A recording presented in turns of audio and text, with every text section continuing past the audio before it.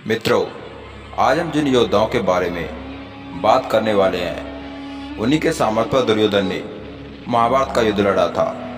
अगर वे योद्धा दुर्योधन का साथ न देते तो शायद महाभारत का युद्ध ही नहीं होता। एक योद्धा ने अपनी मित्रता के लिए अधर्मी दुर्योधन का साथ देते हुए अपने ही भाइयों के सामने शस्त्र उठाए थे और महाभारत का युद्ध लड़ा था।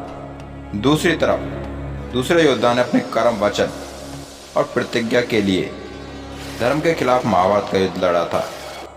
इन दोनों योद्धाओं की शक्ति सामर्थ्य की कोई सीमा नहीं थी। इन दोनों का सामर्थ्य देवताओं के समान था। आज हम पांडु के ज्येष्ठ भ्राता और दुर्योधन के परम मित्र महारथी कर्ण के बारे में बात करेंगे, जो कि भगवान सूर्यदेव के पुत्र थे। प्रथम बात करते हैं हम गंगा के पुत्र देवव्रत यानी भीष्म की, जिन्होंने कहा था कि पृथ्वी अपने गंध को, अग्नि अपने ताप को, वायु अपने स्पर्श को, जल अपनी नमी को, चंद्र अपनी शीतलता को, सूर्य अपने तेज को तथा धर्मराज अपने धर्म को छोड़ सकता है, किंतु गंगा पुत्र भीष्म तीनों लोगों के सुख के लिए या उससे भी बड़े महासुख के लिए अपना व्रत नहीं छोड़ेंगे। तथा दूसरी तरफ महारथी कर्ण, जिन्होंने कहा था कि मैं सूत हूं या सूत पुत्र या फिर कोई और किसी कुल में जन्म लेना तो देवाधीन है, किंतु जो मेरे अंदर पौरुष है उसे मैंने पैदा किया है।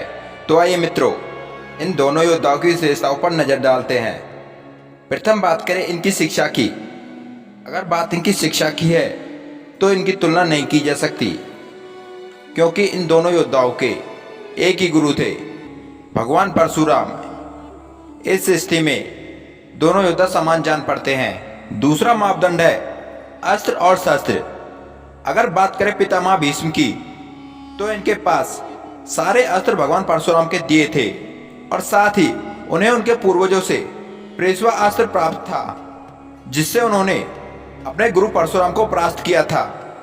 वहीं दूसरी ओर कर्ण को भगवान परशुराम ने ही अस्त्र शस्त्र प्रदान किए थे और साथ ही अपना विजय धनुष भी दिया था। कर्ण के पास जन्म से प्राप्त कवच और कुंडल भी थे, जिन्हें कोई भी अस्त्र भेद नहीं सकता था। उन्हें इंद्रदेव से अमोघ शक्ति भी प्राप्त थी और यहाँ पर कर्ण कुछ स्थिति में उच्च दिखाई पड़ते हैं। तीसरा मापदंड है ज्ञान। अगर हम बात करें पितामह भीष्म की, तो उन्हें चारों वेदों का ज्ञान था। वह धर्म पर चलते थे। उन्हें आर्थिक व राजनीतिक ज्ञान भी था।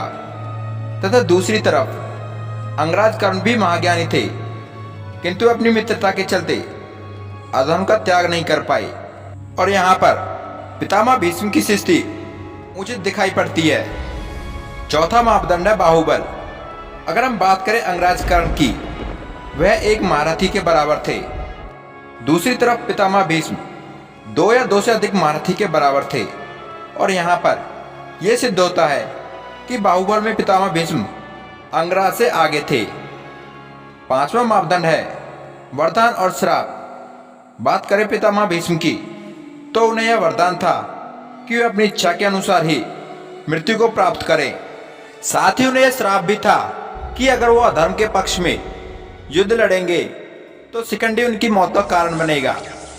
तथा दूसरी तरफ अंगराज कर्ण को कोई वरदान तो नहीं था, किंतु उन्हें भगवान परशुराम का श्राप था कि जब उनको उनकी विद्या की सबसे अधिक आवश्यकता होगी, तब उनकी विद्या उन्हीं के साथ छोड़ देगी। तथा यहाँ पर यह स्पष्ट दिखाई देता है कि पितामह भीष्म अंगराज कर्ण से ऊंची स्थिति में है। मित्रों, पितामह भीष्म और अंगराज कर्ण का यह विश्लेषण सिर्फ आपको समझाने के लिए था, क्योंकि वास्तव में इन दोनों योद्धाओं का युद्ध कभी हुआ ही नहीं था। मित्रों, क्या होता अगर इन दोनों योद्धाओं का युद्ध होता? कमेंट में अपनी राय अवश्य दें। राधे राधे।